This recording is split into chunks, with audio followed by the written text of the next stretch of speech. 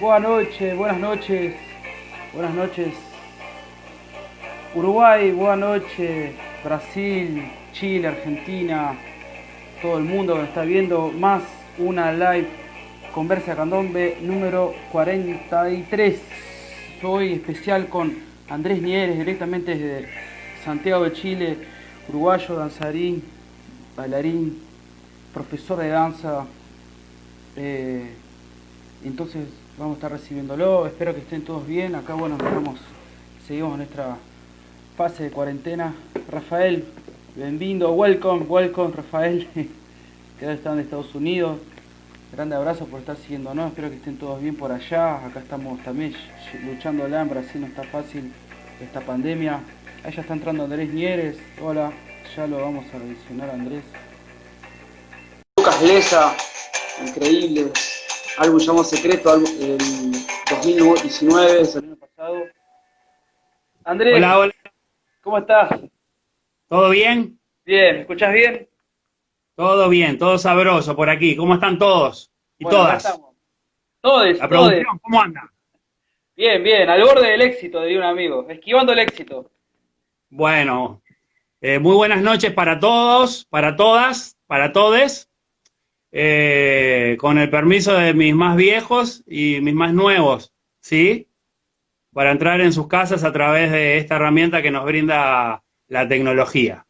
Muchas gracias por la invitación, Machi, a la producción. Es muy encomiable todo lo que estás realizando y te felicito. Muchas gracias, Andrés. Bueno, no nos conocemos personalmente, porque conozco gran parte de tu familia, soy muy amigo de tu hermano, de Daniel, que vive acá en Río. Bueno, conozco a tu madre, y es un gran placer para, para mí recibirte y que entablar esta conversa, esta amistad a la distancia, a través de este ciclo de conversas live que comenzó a salir se tornó una bola de nieve que la gente, bueno, y estamos acá. Y Sí, aprovecho, ¿no? Que aprovecho, estamos aquí aprovecho y me y tomo un mate. dándole. Matecito, qué rico, cómo se extraña. Pa. ¿Cómo están, Santiago? ¿Cómo están ahí? Todo bien, aquí estamos en el medio de la cuarentena.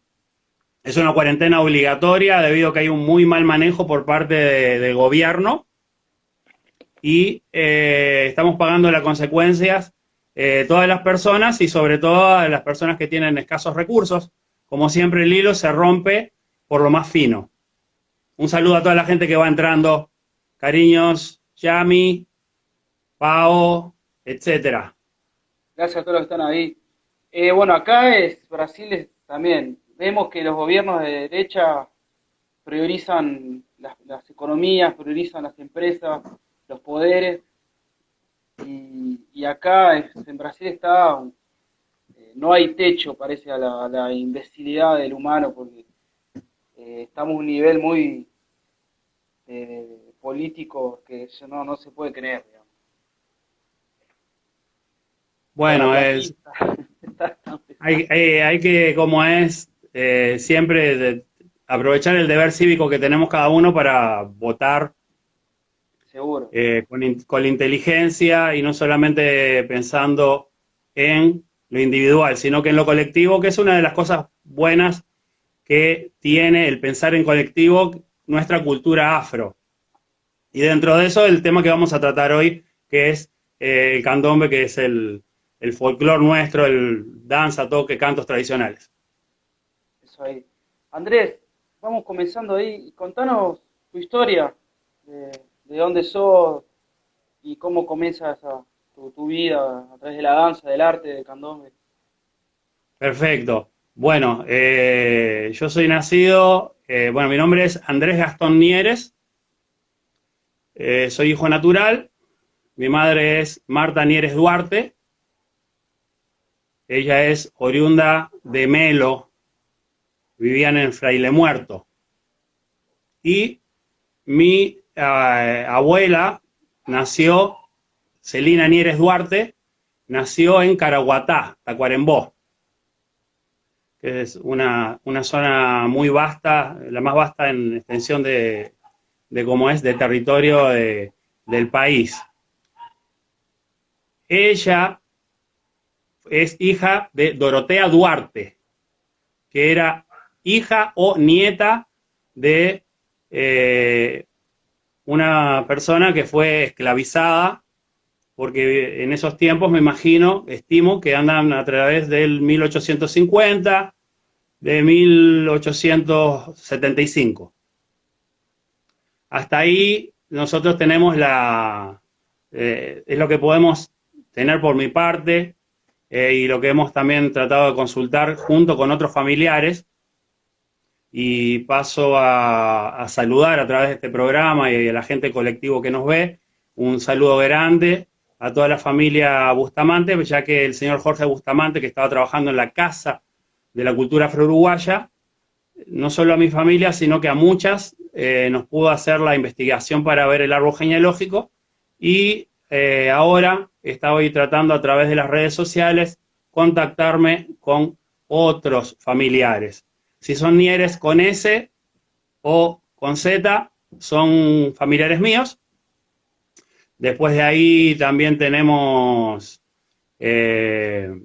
parientes que son de apellido Arfil, Cardoso, Moraes, Medina.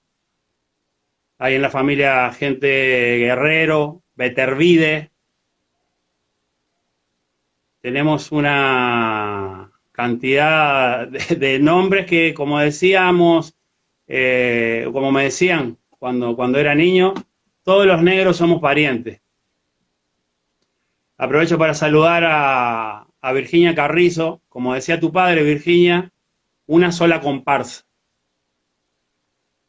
Y bueno, después de ahí, para también aprovechar y contestarte esa pregunta que sé que siempre está en las live porque los sigo a ustedes.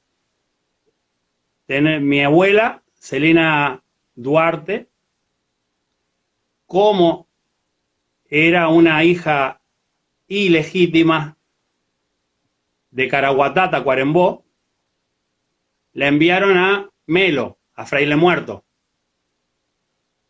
Fue criada y educada con unos amigos de lo que sería su padre biológico.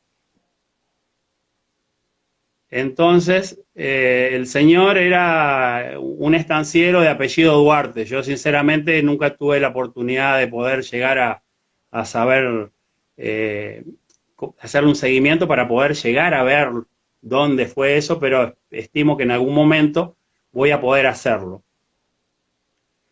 Y de ahí ella conoció a mi abuelo, que fue el señor Alcides Nieres, y tuvieron 10 hijos, de los cuales en estos momentos solamente quedan vivos 3.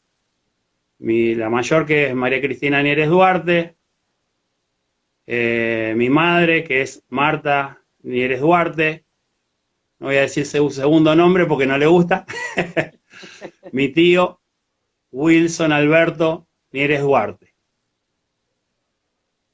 Y después, bueno, estuvo mi tío Juan Antonio Nieres Duarte, que jugó en la selección de Uruguay, jugó en Peñarol. Por la parte de él, se casó con Zulma, que era la hermana de Rosaluna. Las dos eran hijas de Fino Carballo, que era compositor del tema Candombe Candombero, que lo hizo famoso más que nada Alberto Castillo. Y a través de ahí se arma otra ramificación grande, con gente que estimo mucho. Después teníamos a mi tía Eda Luz Nieres Duarte, que trabajaba en el Hospital de Clínicas. Nélida Nieres Duarte, que en el tiempo de la dictadura se tuvo que exiliar para Buenos Aires, Argentina, junto con mi tío Cholo Sanguinetti, que tengo mis primos allá. También de parte del matrimonio ese de Eda Luz Nieres Duarte con Héctor Moreira, nos emparentamos también con la familia Moreira, con la familia Los Pintos, que el tío Alfonso, César Alfonso, el tío Aquiles, la tía Sonia, el Aníbal, el Washington y bueno, y todos los hijos. Hubieron 2 hijos de la abuela, 2 tíos míos, que uno falleció chiquito cuando tenía 1 año y medio. En esos tiempos se lo llevaron al hospital y después demoró unas horas y murió con 1 año y medio. Después hubo otro que con 10 años, jugando en la escuela, los chicos le pasaron por arriba con la carretilla y lamentablemente falleció debido a las heridas. Después de ahí se va ramificando hasta, inclusive en el día de hoy, me encuentro a través de las redes sociales con parientes o con gente como Helen Larrañaga, que ahí acaba de ingresar. Saludos, Helen, rico verte hoy, escribirnos por lo menos, que son gente de Melo, que estamos también emparentados a través de la familia Santos, Santos Macedo, que ahí es de mi hermano mayor. Claro. Eduardo Santos Macedo, que es el padre, que ahí te sugiero que le hagas una entrevista, sí. porque es una persona que tiene un conocimiento muy grande y si no le haces la entrevista a vos, se la hago yo. No, la idea de cuando comenzaba la live, después comencé a hablar con la gente de todos, hacer una gran red, digamos, de entrevistas, por así, dentro de esta cotidianidad de live y tal, yo estoy sobreviviendo acá en Río, con una situación que es muy difícil, que estamos sin trabajo, mi esposo y yo, entonces somos artistas, ella es cantora, yo soy percusionista y entonces yo estoy haciendo, en fin, estamos con unas situaciones, ¿no?, que no es tan fácil. Yo dije de comenzar a hacer una red, de que todos hagamos. Si yo pudiera llegar a varias personas, y bueno, Eduardo fue una de las personas con las que había pensado porque tuve la oportunidad de tocar con él en algunas agrupaciones en Uruguay, él como trompetista, y generamos un lazo de amistad muy bonito con él. Y es un increíble Eduardo Santos. Incluso fue el jueves, hicimos una live con un amigo que es de Melo, que tiene con, el nombre se me está yendo ahora, me llama Sebastián Suárez, y hablamos con su madre, y nos contó la historia de Melo sobre el colectivo Afro y sobre la construcción, de cómo comienza el candombe, que no es reciente, ya viene de los 70s, 80s, digamos, y quedé impresionado. Si yo si bien sabía más o menos sobre la historia, sobre el colectivo Afro en Melo, sobre la resistencia que hay allá, y quedé muy feliz ahí de poder llegar ahí a conocer un poco la historia de la madre de Sebastián, sobre cómo fueron construyendo esa historia de candombe. Acá ya apareció una pregunta, Andrés. Bueno, pero déjame terminar, ahora contestamos esas preguntas. Aprovecho para saludar a Paola del sur de acá de Chile, la profesora Paola, a Yami, gracias por estar. Te contestó una pregunta que el otro día estabas haciendo, porque Yami te dijo que el papá de ella tocó con Negro Can. ¿Te acordás que tenías esa duda? ¿Quién tocaba? Sí. Hay que ver el resto de los tamborileros para anotarlos, porque eso, para salvaguardar nuestra cultura, ¿sí? Yo pienso que igual que papá de ella, junto con mucha otra gente, son patrimonios inmateriales y materiales vivos. Vivos. Entonces eso hay que aprovecharlo. Bueno, Virginia, que ya saludamos, Virginia Carrizo, un abrazo, mi hermana, ¿sí? Y el resto de las personas, a Helen, a Marta Costa, del sur, buena nutricionista, a los amigos de la comparsa Catanga, ¿sí? De acá de Santiago de Chile, que estuvieron hace poco, el estudio de MBA Danza, un abrazo fraterno. Bueno, lo que te estaba comentando era más o menos eso, que nos ramificamos mucho, las personas. Yo vengo también de caminar mucho en la calle, y lo que pasó también en el tema de cuando sacaron a la gente de las casas de inquilinato en Ancina y en Medio Mundo. Hay mucha gente que ya estaba en la parte periférica de la ciudad, y a través de esos contactos les consiguieron también otras casas. Sí, había mucha gente que también estaba, como gente de parte de mi familia, que de la parte de Nieres. Según lo que me comenta mi madre hasta el día de hoy, yo soy hijo de Andrés Uriarte, que es un músico, pianista, tocó en la Sonora Cienfuegos, tocó con Pocho Natal, con Cheche Santos, bueno, con Natal son parientes, y ahí todo viene el parentesco que el otro día, hace una semana, le hiciste a mi prima Rosana. Hola, Claro. tía, justo hablando de ti llegaste. ¡Mua! Un beso grande, tía. Gracias por el apoyo, como siempre. Y, y ellos ya vienen de Minas, que también eran músicos, que tocaban también dentro de la casa, además de hacer otras labores, el resto de personas, como nos toca ahora, como nos está tocando también de una manera diferente, porque estamos en el 2020, pero también siempre tratando de sobrevivir y llevar adelante. Esos son mis orígenes. Yo nací en el 74, en el sanatorio número 3, ahí en el CAMU. Mi tío Enrique era mi padrino, ahí quien firmó el acta mía, y mi tío Wilson. En esos tiempos tuve la oportunidad de conocer al abuelo, a Eulalio, que es el abuelo de mi hermano mayor, y a mi tío Enrique, a mis primas, Beatriz Nieres, Gloria Nieres, que teníamos la particularidad de ser una familia muy festiva y candombera. Es normal que en cada reunión, junta, familiar o no, nos juntemos a disfrutar, a compartir, a conversar, a ponernos al tanto de todas las situaciones y también de cantar y bailar. Siempre sale lo que es nuestra música, el candombe, y también salían también algunos sones, lo que la gente hoy en día llama salsa, esa música cubana, colombiana, etcétera, etcétera. Que desde chico tuvimos la suerte de poder accederla a través de la gente que llegaba a los puertos y traía los cassettes o los vinilos. ¿Sí? Eran otras épocas donde no existían todas estas herramientas que hoy en día solamente con un celular puedes obtener información de todas partes del mundo. Entonces, es sumamente importante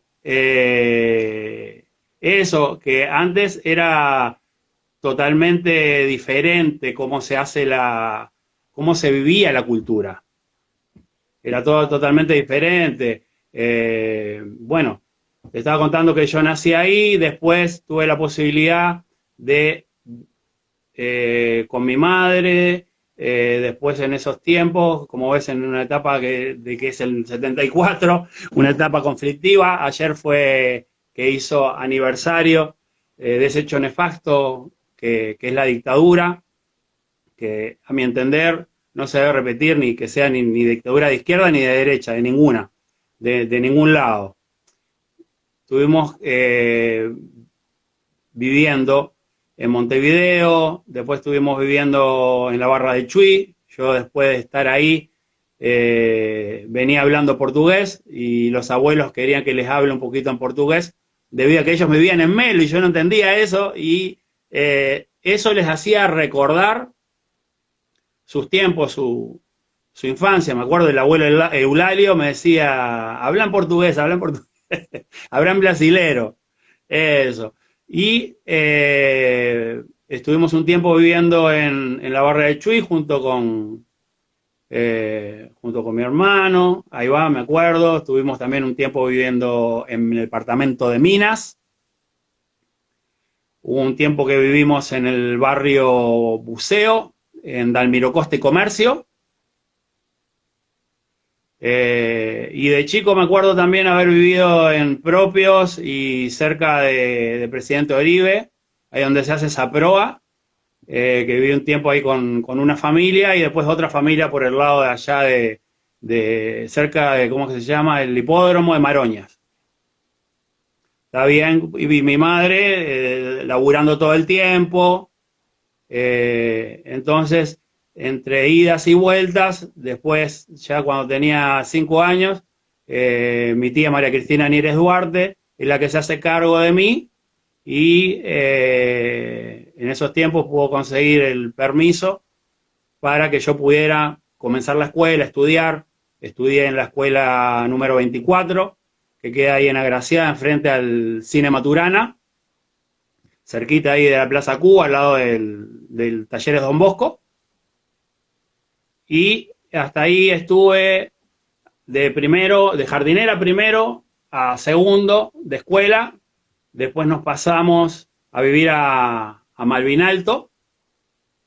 Por eso la otra vez le preguntaba a Liden en qué parte vivía, porque yo, como estaba por ahí, estaba en la Malvin Norte, Claro, él estaba más hacia el otro Ataojo. lado, pero de ahí salían los tambores en el límite de Malvin Norte, de ese complejo de las cooperativas Big Man, Sigma. junto con del otro lado que estaba el Basáñez, la UTU y el Euskal Herria, de ahí salían los tambores, siempre. Y bueno, unas anécdotas que cuenta él, que es verdad que a veces está un poquito desorganizada la cosa, y yo doy fe porque lo he visto, jugando al fútbol, porque había una canchita de fútbol ahí, y yo cuando chico hacía el baby fútbol ahí en el complejo, en el Club Malvin Alto. Ahí estudié en la Escuela Cooperativa Malvin Norte, que hay en Camino Carrasco, Israel, si no me equivoco, en la calle, al lado del Euskal Herria. Después paso a María Auxiliadora, que es ahí al lado del barrio Encina, ese colegio que hay ahí. Y bueno, y ahí en todas esas partes siempre había, en la privada no me acuerdo que haya personas afrodescendientes, pero por ejemplo en Malvin, sí me acuerdo que teníamos un par de compañeros que éramos afrodescendientes y con el resto de la gente, por suerte, estuvo todo bien. No tuve ningún tipo de inconveniente. Cuando llegué al Instituto María Auxiliadora tampoco. Pues me acuerdo que tenía un compañero que se llamaba El Ciaturi, estaba con un año superior al mío. En el liceo estaba Sarita Chirimini, excelente bailarina, hace años que no la veo, pero llega a ver esto, le mando un abrazo gigante, excelente profesional y persona. Y otras personas de ahí de Ancina, teníamos una muchacha, me acuerdo, que era menor que yo, que estaba por ahí, también estábamos con Mónica Dos Santos, Mónica, gracias. ella era compañera mía. Y bueno, y con Mónica nos conocíamos porque nuestros padres se conocían a través del Bafo da Onza, Claro. donde mi madre salió, mi hermano salió, el papá de mi hermano salió, etcétera, etcétera. Después de ahí paso a vivir unos años con mi madre y paso al Damas Antonio en Larrañaga. Ahí tengo contacto y conozco a mi primo Adrián Ortiz, Uriarte. Ahí nos hicimos grandes amigos. ¿Por qué? Porque nos gustaba bailar y salir a bolichear. ¿Quién no tuvo 16 años, no? Claro. Entonces nos pasábamos bailando break, pasándola bien, teniendo vida sana. Íbamos al mercado modelo que todavía existía, a comprar las cosas, a disfrutar, a pasarla bien. De ahí mi madre tuvo que hacer un viaje a España, me acuerdo, y me quedo viviendo unos meses con mi primo Jorge Daniel Nieres Carballo, que es nieto de Fino Carballo, el compositor este que te comentaba, y me quedé viviendo con mi abuela Vita, María del Pilar Melo, y que era la esposa de Osvaldo. Osvaldo.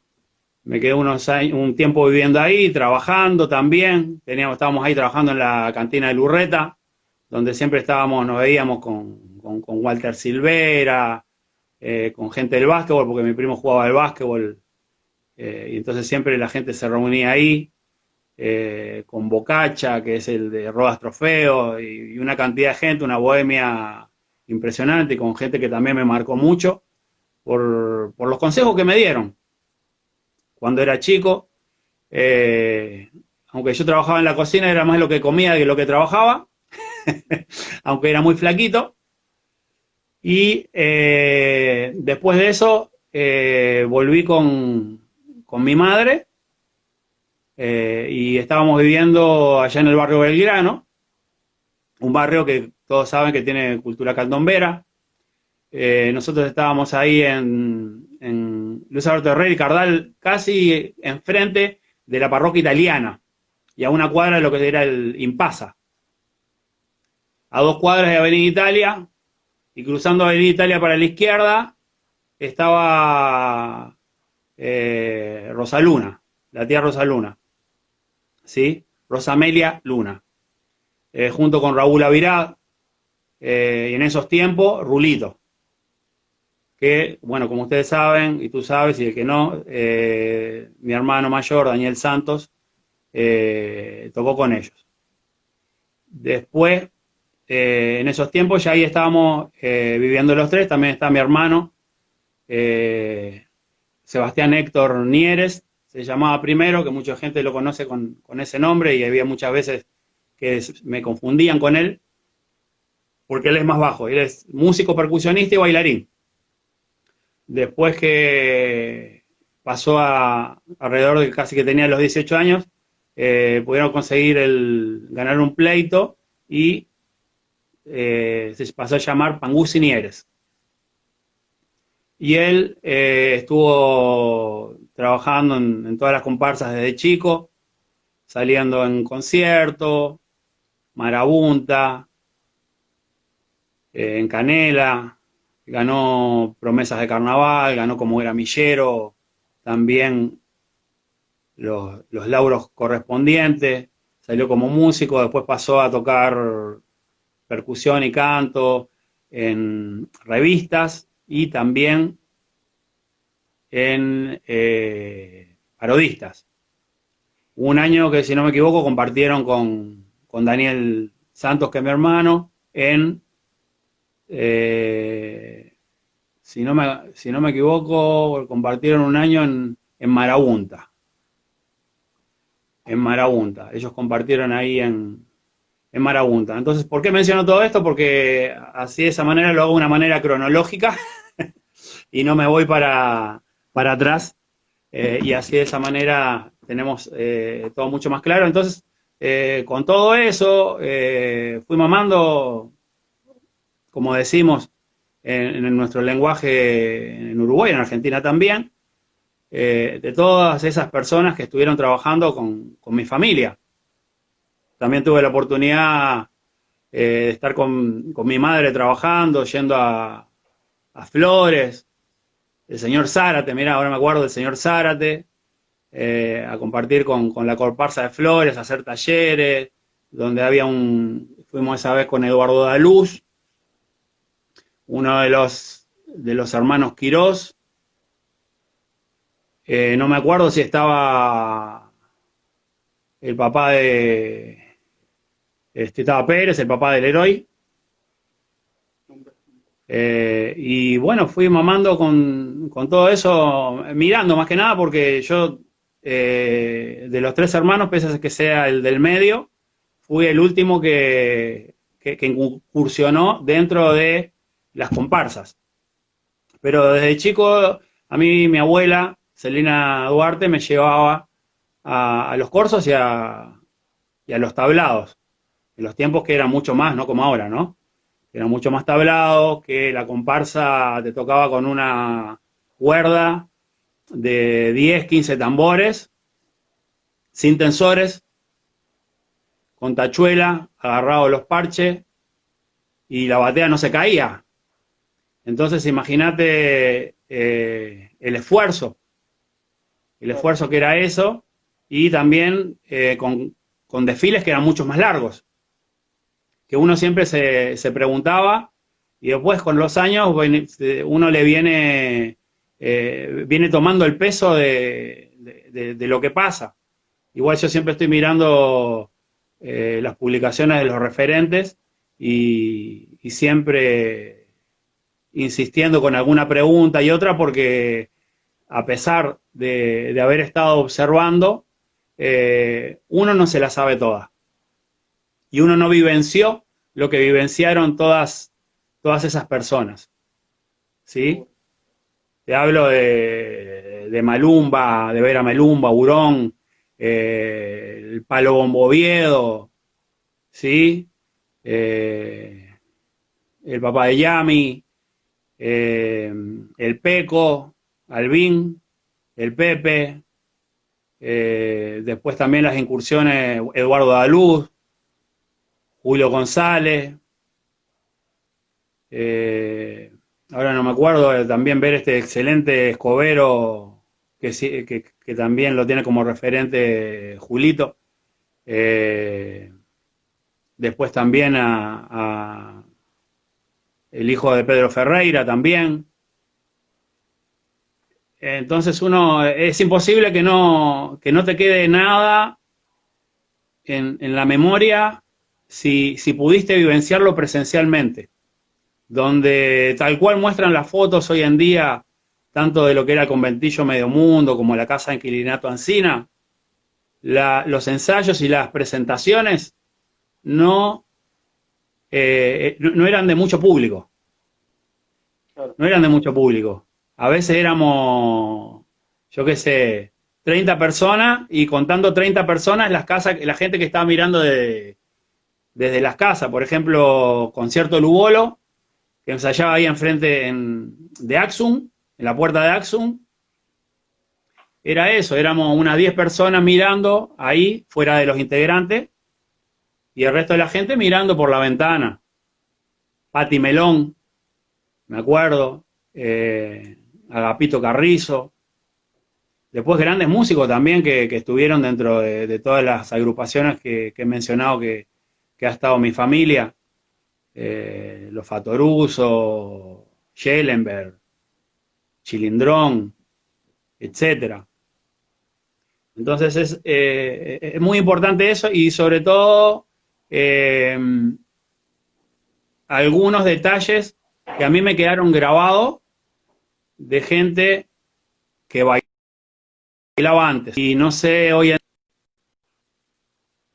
en día yo voy a veces a recordar a la memoria, y cada vez que también estoy con algún referente le pregunto alguna cosa para verificar esa información, y bueno, a través de estas conversas también nos sirve como fuente para que quede registrado, y que no pase que en el día de mañana te quieran vender chicha por limonada. Además que yo estudié, lo primero que hice, respondiendo una de las preguntas que realizaron ahí, toda la gente hermosa que nos está viendo, yo lo primero que entré fue a una revista que se llamaba La Pequeña Lulú, que salíamos desde 8 de octubre, ahí enfrente al Club Nacional. Que esa revista era de este muchacho que es el dueño de los Buis, Carlos Viana.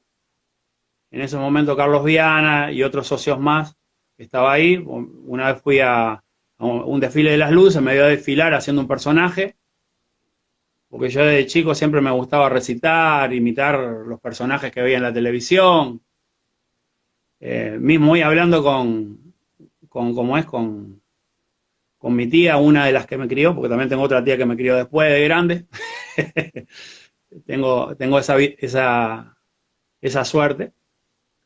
Que una vez llegó, por ejemplo, una amiga que era enfermera como ella, y yo estaba mirando mucho antes el programa Olmedo, el Mano Santa. Sí. y le dije, vení para acá, ¿cómo es el nombre de tu hija? Y le empecé a hacer unos pases, y la mujer estaba como loca, porque dice, este muchacho, ¿dónde lo está llevando? Le digo, no, esto es lo que ve en la televisión. Porque antiguamente era eso, veíamos Mafalda, la televisión, de Calegrón, los programas, y era lo que teníamos. Entonces yo siempre estaba haciendo algún personaje, bailando, siempre estaba eso dentro de mí. También, conforme fui creciendo, en edad cronológicamente, siempre me gustó bailar, siempre me gustó la música. Y después de salir, como te decía, en la revista, me topé que en la revista había gente que bailaba en el Sodre y me informaron que la Escuela Nacional de Danza hay excelentes profesores con un buen marco ético y es totalmente gratuito. Entonces, cuando llamé y cuando hicieron las pruebas de admisión, asistí, quedé. Primero lo que hice fue la parte de ballet. Realizando la parte de ballet, 2 o 3 años después paso a la de folclore, hice ballet, donde teníamos historia de la danza, historia de las vestimentas, técnica, ballet, barra, centro, piruetas, padé, que es el trabajo que trabajas con las bailarinas, cargando, y diferentes talleres también extras programáticos que te sirven para que tú puedas en tu formación tener más diversidad. Inclusive tuve la suerte de bailar en una ópera que se llama Ana Bolena y después participé también en Copelia, junto con la Filarmónica, que la dirigía en esos tiempos. Una de las obras la hizo Vigil, García Vigil, que falleció hace poco, que dentro de todas las cosas que hizo fue también grabar candombe, que en los comunicados salió que grabó muchas cosas, pero el candombe no se lo mencionó, como siempre suele suceder, pero es bueno aclararlo. Sí. Y con Fernando Condon también, con el maestro Fernando Condon. Y la directora académica era Sara Nieto, que después, posteriormente, cuando me vine para aquí, para Chile, me la encontré aquí en Chile. Y me decía, yo me parecía que te conocía de algún lado. Después de hacer la parte de ballet, me pasé a la división folclore. En la parte de folclore terminé la carrera, egresé, me titulé. Y bueno, ahí nosotros en la formación teníamos folclore campesino, teníamos en la parte colonial, teníamos malambo, teníamos todos los bailes dependiendo de cada una de las zonas que estamos viviendo, ¿no? El malambo norteño, sureño, también teníamos los bailes que se comparten tanto con Brasil, la chimarrita, el chote, etcétera. Y después la parte colonial, que son las contradanzas, mainuelas, lanceros, etcétera. Que son cosas que también el colectivo afro lo bailó porque ellos estaban ahí trabajando algunos, o algunos en esa semi-esclavitud que todos conocemos. Entonces eso me sirvió mucho para también comprender la identidad y también fijarme que había una falencia muy grande donde no estaba el folclore urbano, Claro. el tango y el candombe, ¿sí? Y donde otros bailes, como la chimarrita, que es la base de una milonga, el yotes y otros que tienen raíz africana, afro también, son totalmente, no se menciona esa raíz. Claro. Entonces, por eso que como es que insisto que dentro de nuestras bailes, danzas, músicas y cantos, hay que reivindicar eso y también hay muchas fuentes que así lo indican, que por ejemplo el tango se empezó en las orquestas, había tambores. Después por un tema que verdaderamente pienso que lo que pasó siempre, que empezaron a tocar las orquestas, las bandas, los septetos, quintetos, cuartetos, tríos, empezó a achicarse por razones monetarias, etcétera, etcétera, pero se eliminó, pero antes se tocaba lo que se le dice tango candombe y después pasó solamente a ser candombe. Entonces es importante que como es que reivindiquemos y no nos pongamos como se coloca también el resto de las personas que piensan nuestro sistema educativo sociopolítico, mirándolo desde una mirada eurocéntrica. Claro. Porque si entramos en la misma es en la manera que nosotros vamos a perder nuestra identidad y simplemente seguir en una esclavitud mental y psicológica que nos va a llegar en el día de mañana a perder todo este valor sociocultural que tenemos. Y a raíz de esto, cuando yo logré recibirme, estudiando ahí, y en el día trabajaba, tenía mi puesto de esencias, Belén, que es mi hija mayor, ese nombre le puse al puesto, a las esencias, a Humeiro y todo, con eso y trabajaba, yo tenía un puesto ahí en Tristán Arbaja y allá abajo por la facultad, pasando Mercedes, y después el resto de los días trabajaba en otros lugares, después empecé a bailar, empecé un solo día, en vez de hacer feria todos los días, hacía uno solo, después empecé a a proveer a los comercios por mayor de todos esos insumos, hasta que llegó un momento que empecé a trabajar del baile y no me quedaba tiempo para hacer ninguna entrega más, sino que para empezar a trabajar en los diferentes eventos que había y estudiar y correr de un lado para el otro para un ensayo, que salía un evento que teníamos que bailar en Punta del Este, que era el lanzamiento de Coca-Cola, de Pepsi-Cola, trabajábamos con todos los colores, ¿no? Hablando de colores, un abrazo grande para para toda la comunidad gay, LGBTQ, para todas, todes, ¿sí? Que bueno, que nuestra cultura, que viene desde la parte africana, no hace diferencia.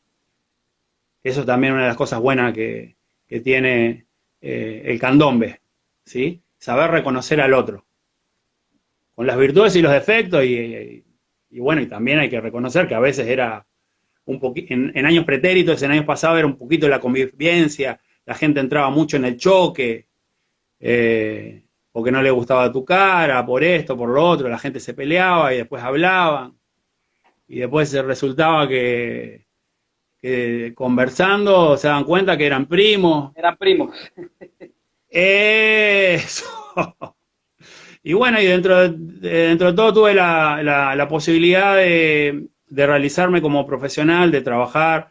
Yo cuando estaba en Montevideo trabajaba mucho en los cumpleaños de 15, haciendo animaciones, clases particulares, clases que me pasaban otros colegas, abrí mi academia, la tuve ahí en Ibirapitá. Estaba ahí al lado del Estadio Centenario, cerca del Tuyutí. También viví un tiempo ahí en La Unión, en Sanguinetti o Concha de Octubre, que es al lado de la escuela Sanguinetti. Fui paseando alrededor de mi vida por muchos años y muchos lugares que me permearon, por Aires Puros, por la COVID-9, que es allá al lado de las 40 semanas, que vivía mi tía Eda, donde muchas veces me quedaba, ¿sí? Donde aprendí mucha solidaridad, la gente llegaba del 40 pidiendo algo y la tía lo poco que tenía lo daba. Esas son cosas que te marcan, los amigos, toda esa pluriversalidad que teníamos y que tenemos, y que tenemos que reconocerla, que todos somos diferentes y somos diversos. Y eso me fue marcando mucho. Viví un tiempo anteriormente en Aires Puro, viví en Belvedere, ahí cerca de San Martín, como te decía, cuando era niño, visitando a los parientes. Estuve ahí en Malvin Norte, como te decía, en La Unión, por todos esos lugares, y terminé lo último ahí en Ibirapitá, donde tenía mi escuela, mi academia. Y respondiendo, a ver, una de las preguntas, ¿dónde empecé a bailar? Bueno, cuando comencé a bailar era cuando era chico. Yo siempre veía el baile y siempre tenía la referencia de todas esas mujeres, de Rosaluna, Marta Gularte primero, Rosaluna, mi madre, ¿sí? Y con eso también entender que los mensajes que te envían a través de ese bailar, de todos los personajes que hay en la comparsa, desde el primero, empezando con el estandarte, o con la gente que llevan los pendones que están adelante, hasta la última persona, o como pasaba antes, que pasaba la comparsa y te seguía una cuadra o dos de personas bailando atrás de la comparsa, porque te ibas con la gente de tus amores, con el club de tus amores, como te pasa con el fútbol, o con lo que sea hincha. Era ese mensaje en esa época de ver todas esas mujeres aguerridas diciendo, miren, estoy aquí y me la puedo, y pese a todo lo que ha sucedido y todo lo que ha pasado, estoy aquí entregando una sonrisa, entregando un mensaje positivo. Claro, silencio. Importante, que yo después con los años me di cuenta que también en Tacuarembó, además de parte de mi familia por el lado de mi abuela, había nacido también Marta Gularte. Claro. Que no solamente bailó, porque siempre tenemos, muchas veces se tiende a minimizar todo esto, dentro del colectivo inclusivamente, porque Marta Gularte también escribía, Claro. era una poetisa, conoció a Juana Ibarburú, fue una luchadora, sí, imagínate, en esa época de estar mirando la clase que hacían los otros para aprender a bailar, y después cuando tuvo la oportunidad, cuando fue grande, de bailar con Cugat, de salir, de aprender, además de tener a la gente que pasaba por la televisión, a Josephine Baker, etcétera, y aprender y bailar eso, aprender a bailar danzas cubanas, que bueno, que eso la otra vez también lo tomamos en una de las live que estabas haciendo, de esa influencia. Entonces el estudio también y la vivencia también te sirve para saber discernir qué es lo nuestro, qué es lo foráneo, qué mensajes se transmiten en la comparsa, que lamentablemente no todo el mundo los decodifica, no todo el mundo los lee. No todo el mundo lo lee, ¿sí? Y no estoy hablando de religión o cultos, ¿sí? Porque religión es una cosa y los cultos es otra. O espiritualidad, que es otra parte. Entonces, es importante ver toda esa parte. Y bueno, yo me formé como docente.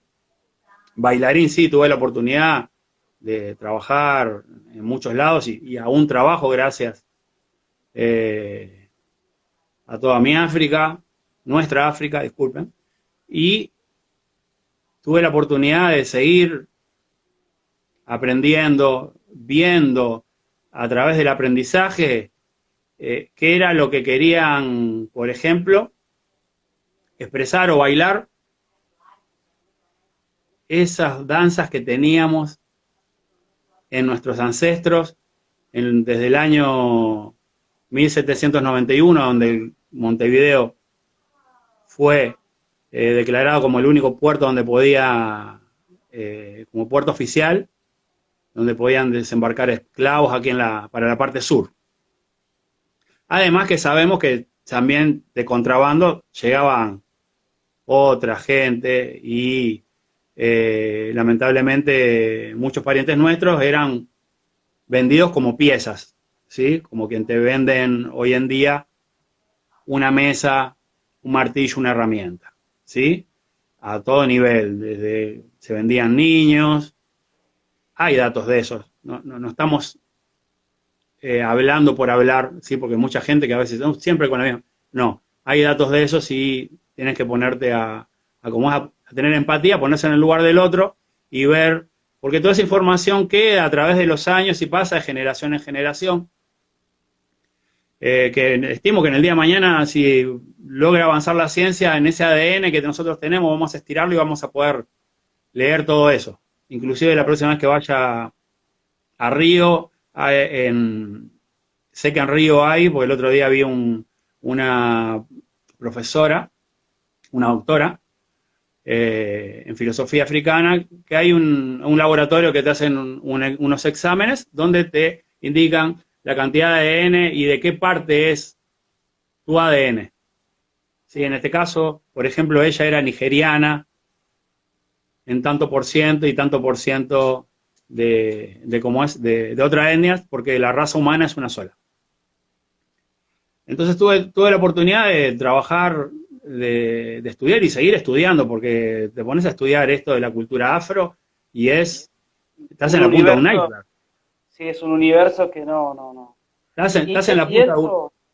Y eso es lo que es importante transmitir a la sociedad de la complejidad que mismo carga el candombe como cultura viva hoy en Uruguay, que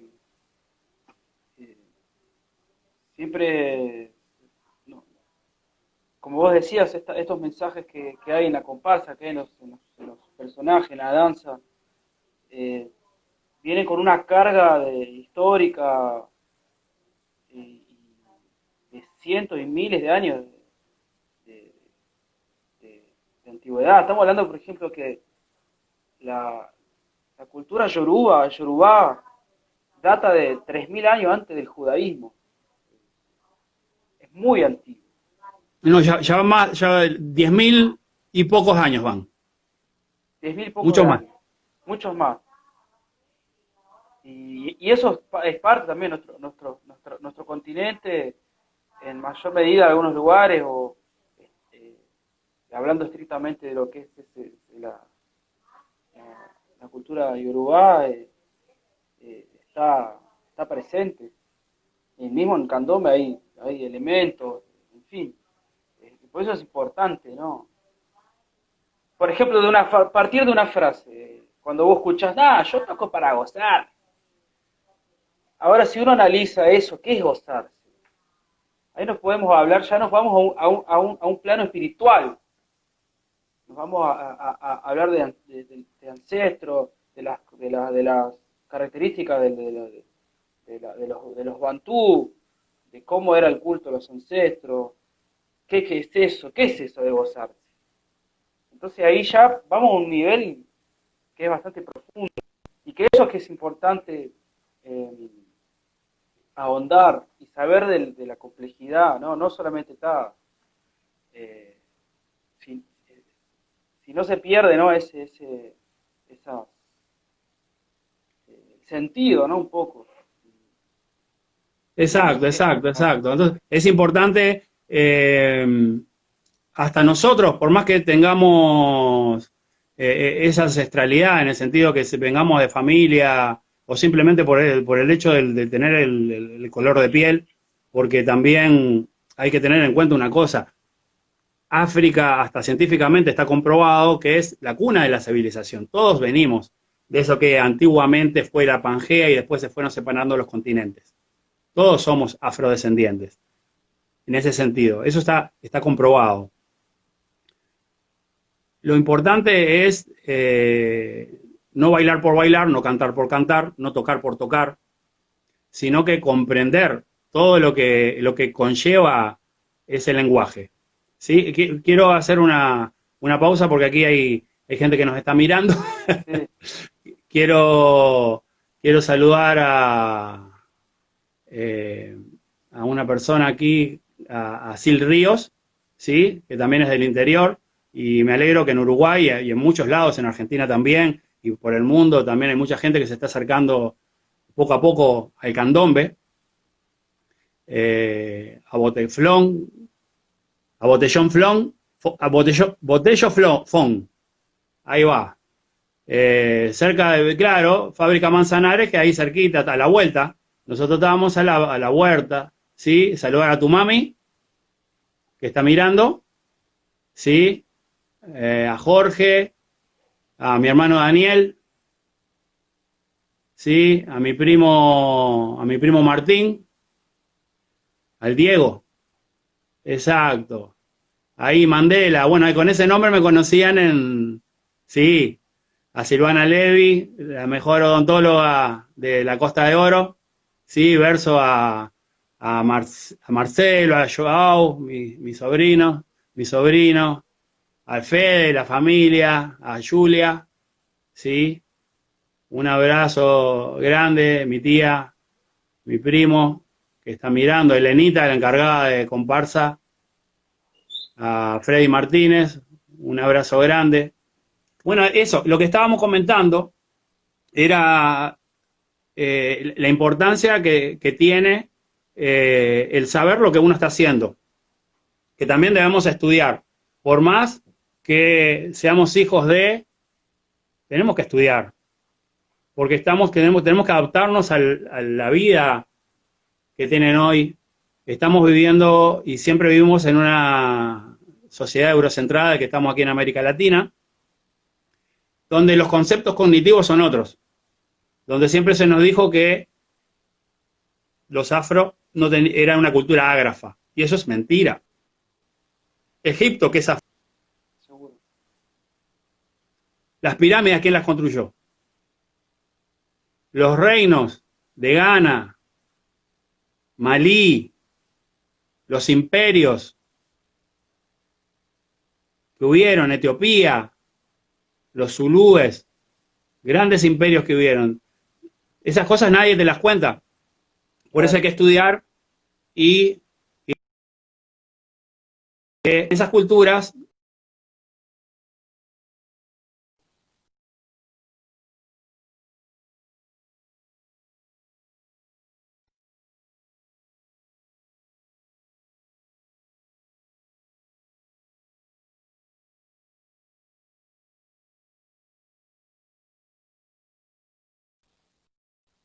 si no eran personas que otro modo.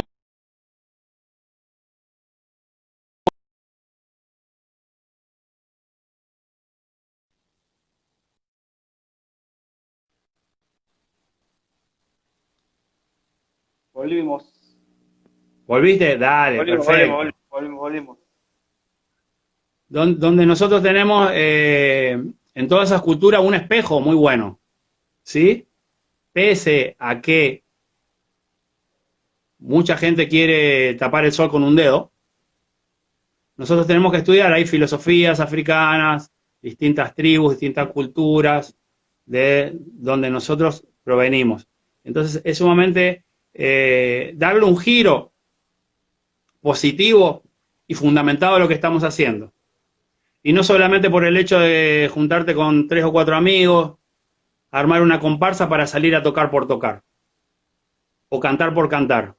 No, si cantás, tenés que tener un mensaje. Si tocas, tenés que también tener un mensaje. Si te vestís, si te maquillás, los colores que usás. Y mucha gente, lamentablemente, hasta teniendo comparsa, no se da cuenta. Te digo porque yo trabajo hace años con la cultura uruguaya, afro-uruguaya también, donde me tuve que armar un propio programa de trabajo, y a veces a las personas les cuesta un poco tratar de dar ese vuelco. Andrés, disculpa, ya estamos llegando a la primera hora, ya me está avisando el Instagram. Vamos a hacer una pequeña pausa y volvemos. Una pausa y enseguida volvemos. Ya volvemos, vamos a un pequeño corte. Ya un corte y una quebrada. Ya volvemos. Besos para todos.